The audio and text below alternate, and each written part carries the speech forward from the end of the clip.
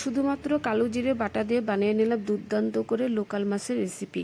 এই মাছের রেসিপিটা তোমরা কেউ স্কিপ করো না, তোমরা দেখো, খুবই ভালো লাগবে।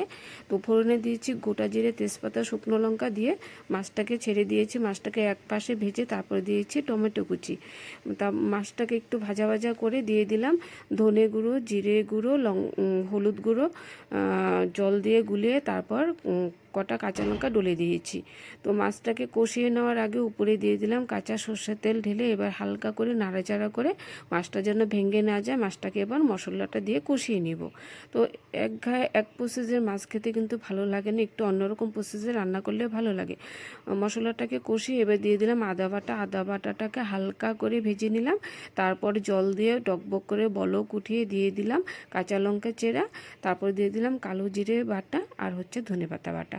কালো জিরে বাটা দিয়ে কিন্তু বেশি নাড়াচাড়া, বেশি জাল করা যাবে না, তেতো হয়ে যাবে।